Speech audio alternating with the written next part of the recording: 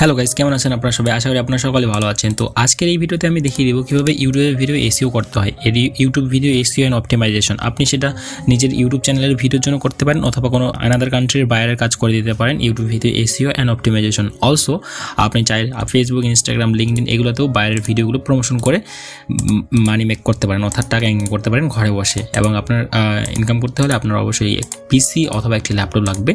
So আমি যেহেতু আজকে ভিডিও টপিক কীভাবে একটি YouTube video SEO and optimization করতে হয়, তো আমি এটা দেখাবো আপনাদেরকে। সো আশা করি ভিডিওটি স্কিপ না করে পুরোপুরি দেখবেন। তো আমি প্রথমে চলে যাই আমার এই ক্রোম ব্রাউজারে। এখানে দেখতে পাচ্ছেন আমি একটি গুগল স্প্রেডশিট তৈরি করছি, যেটা আফটার বিফোর এবং আফটার মানে আগে কীরকম এসইও ছিল এবং পরবর্তীতে আমি এসইও করার পর বা কিওয়ার্ডগুলো ইন্টিগ্রেট করার পর আমার এসইও স্কোর কেমন হলো আমি এইগুলো এখানে সাজিয়ে রাখছি।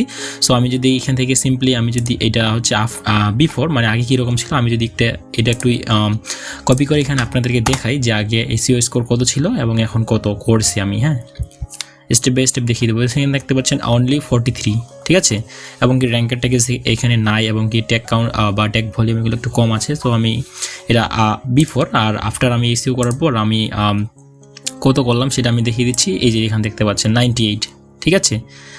যদিও আমি এটা এখন ওইখানে রাখি নাই, তো আমি সিম্পলি এখান থেকে কী করবো, স্ক্রিনশট নিয়ে রাখে দিই, ঠিক আছে। সো আশা করি আপনার ভিডিওটি পুরোপুরি দেখবেন। আমি স্টেপ বাই স্টেপ আলোচনা করব যে কীভাবে আসলে ইউটিউবের ভিডিওগুলো এসইও করা যায় এবং বায়ারকে সেগুলো ডেলিভারি করা যায়, ঠিক আছে। অথবা নিজের আপনার ইউটিউব চ্যানেল থাকলে আপনি নিজের ভিডিওগুলো কীভাবে কিওয়ার্ড রিসার্চ করতে হয় সেগুলো আমি দেখিয়ে দেবো। সো এখান থেকে আমি সিম্পলি এটাকে স্ক্রিনশট নিয়ে রাখি দিই যে এটা হচ্ছে আফটার, ওকে, বিফোরটা রাখা আছে অলরেডি। সো এখান থেকে আমি এগুলো পয়েন্ট মানে দিতেছি যাতে বুঝে বায়ার, ঠিক আছে। র্যাঙ্কের টেক্সট 5 এবং 5 আউট অফ 5, ওকে।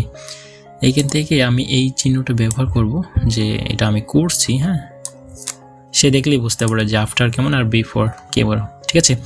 সো এখান থেকে আমি এটা আপলোড করে দিচ্ছি, করার পর এখানে রাখি দিচ্ছি কালারটা ব্লু, ওকে, এটা মিডল করে রাখি। সো এখানে দেখতে পাচ্ছেন আমি আগেই আমার কি বলে ট্যাক্স, র্যাঙ্কের ট্যাক্স অথবা যে ট্যাগগুলো আমি এখানে ব্যবহার করছি। ভিডিওটি মূলত Google ads or being ads নিয়ে, ঠিক আছে। তো আমি এই কিওয়ার্ডগুলো রিসার্চ করছি, রিসার্চ করার পর এখানে দেখতে পাচ্ছেন আমি সেগুলো ইমপ্লিমেন্ট অর্থাৎ এখানে রেখে দিছি। তো আপনার কিওয়ার্ডগুলো কীভাবে রিসার্চ করবেন, অনেক ফ্রি টুল আছে আমাদেরকে, যে vidiq পেইড লাগবে সেটা না, বা টিউববাডি আপনার ফ্রি পেতে পারেন 14 দিনের জন্য বা 1 মাসের জন্য।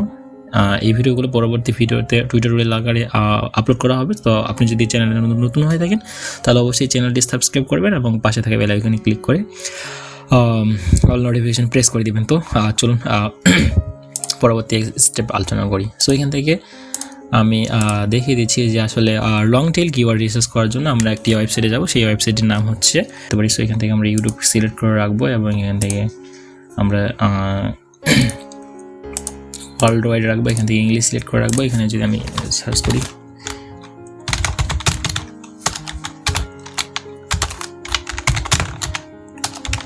সো এখান থেকে অনেকগুলো কিওয়ার্ড পেয়ে যাবো। আমাদেরকে প্রথমে খুঁজতে হবে অনেক কিওয়ার্ড যেগুলো র্যাঙ্ক হিসেবে কাজ করবে র্যাঙ্ক করার জন্য। সো এখান থেকে কিওয়ার্ড সার্চ করার পরে দেখতে পাচ্ছেন অনেকগুলো কিওয়ার্ড চলে আসছে।